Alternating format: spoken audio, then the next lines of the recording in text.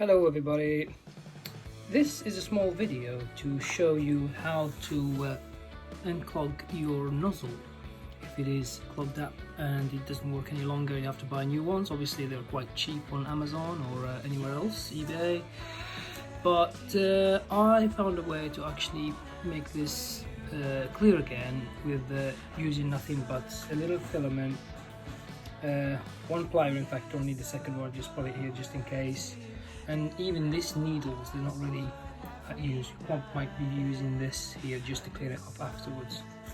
And most importantly, a gas or a source of heat of some sort, a torch or something. I'm using this because I don't have free hands, so I need to actually handle up, the stuff while I'm heating it up on top of this. So yeah, what we do is start the fire.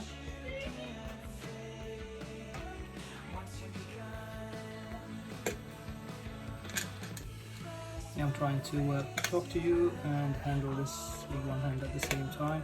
As you can see, I've used this with some wood filament before, and it's 0.4 mil nozzle, and it's really clogged up badly, so I had to replace it. The 3D printer is actually printing with another 0.4 of a mil, and I wanted to salvage this meanwhile. So first step is to heat it up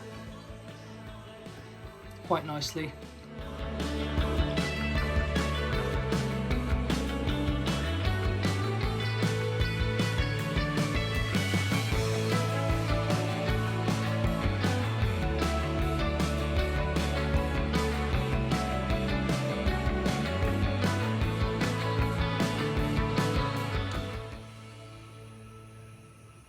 As you can see, the plastic has actually started melting all around, as you can see here. So what you need to do is take this filament and keep pushing it quite fast through the back of it. As you can see, all of it is clean now, and then you just release it out, and then you have, I don't know if you can actually focus the camera here. Yeah.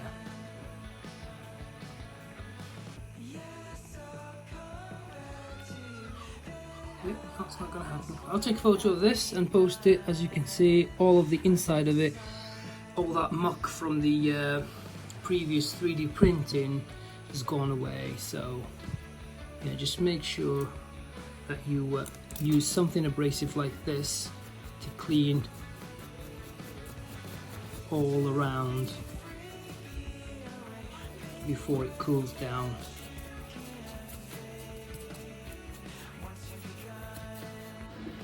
Now to apply the final touches after we unclog this nozzle, use something a little sharp and try to scrape the material around the orifice and the nozzle.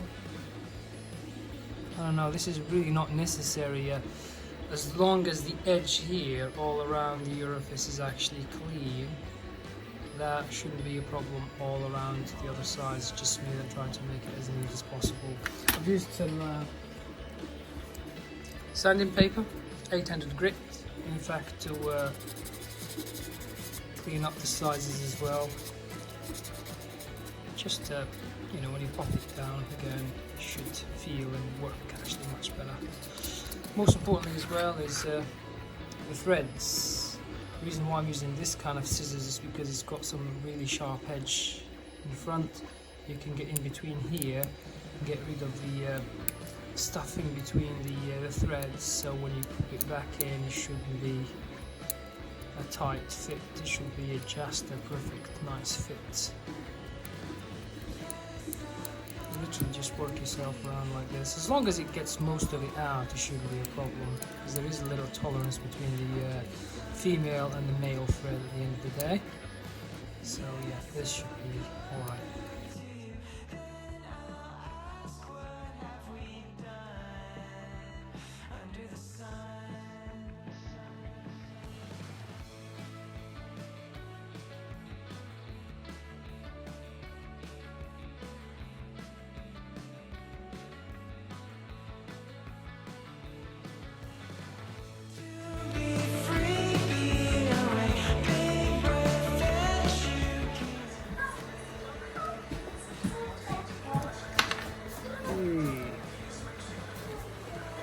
As you can see, after a while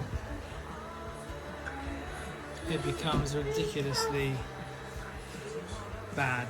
So pop this to the side, get the new one we just cleaned, because I can hold it from one side because it's not quite hot. I can just start the thread on my fingers, using my fingers, and then once you get to a particular height it starts heating up, you can feel it.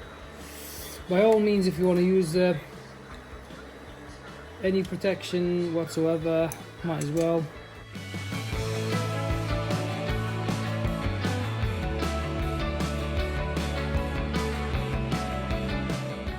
Now after this I'm going to print the same piece that had a little stringing to it, because after a while I found out maybe the stringing I have, the whole quality of the print is actually quite good, except some stringing about, and I tried to sort this one out in the software and I kind of like failed miserably. So I thought maybe the edges of the orifice, as you can see, look, are quite clean, therefore now you can probably, you know, print better results. So these issues happened to me in the middle of a project, so I got back to it. As you can see, I just finished the steering rack and it printed okay, and I don't know about you, but this is good enough quality for me.